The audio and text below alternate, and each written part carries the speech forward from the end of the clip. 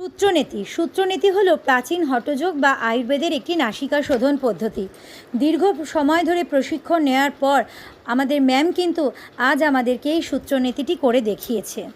এবার তোমাদের বলি, আমাদের প্রত্যেকের শরীরেই নাসামূলেই ইরা, পিঙ্গলা ও সুষমা আসিয়া মিলিত হয়েছে।